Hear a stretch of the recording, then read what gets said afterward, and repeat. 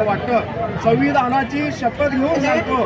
doctor Babasaheb आंबेडकरांनी 342व्या कलमानुसार आमच्या आदिवासी कोळी जमातीला जे न्याय, हक्क आणि अधिकार दिलेले आहेत, ते जर समजा हे शासन आणि प्रशासनात बसलेले जे अधिकारी असतील, जे लोकप्रतिनिधी असतील, ते जर आम्हाला सुलभपणे हे आमचे दाखले प्रमाणपत्र किंवा वैधता प्रमाणपत्र देत नसतील,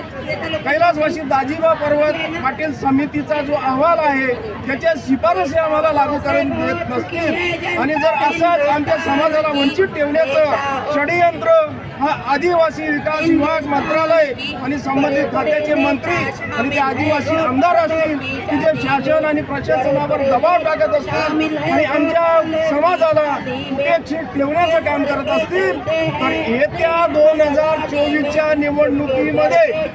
माझा आदिवासी कोळी समाज महाराष्ट्रातला ज्या ठिकाणी जास्तीच्या संख्येने आहे त्या ठिकाणी आमचे उमेदवार पुढे राहतील आणि ज्या ठिकाणी संख्या कमी असेल त्या ठिकाणी आम्ही या सत्ताधाऱ्यांच्या विरोधामध्ये मतदान करणार असून हे यावेळेला आझाद मैदानातून की डॉक्टर बाबासाहेब आंबेडकरांची शपथ घेऊन सांगतोय की जेणेकरून लवकरात लवकर शासन आणि प्रशासनाने आमचा प्रश्न सोडवावा, अन्यथा ते बघत असाल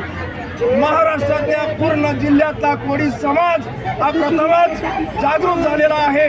आमच्या राज्यव्यापी महाआंदोलनाचे मुख्य समन्वयक आणि निमंत्रक ॲडव्होकेट शरदचंद्रजी जाधव साहेब जे पुण्याचे आयोजक माननीय श्री सकारामदादा बिराडे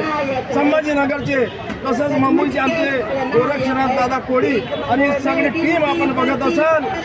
या सगळ्यांच्या सहकार्याने मार्गदर्शनाने महाराष्ट्रातला कोळी हा लवकरच रस्त्यावर उतरल्याशिवाय राहणार नाही असं मी या ठिकाणी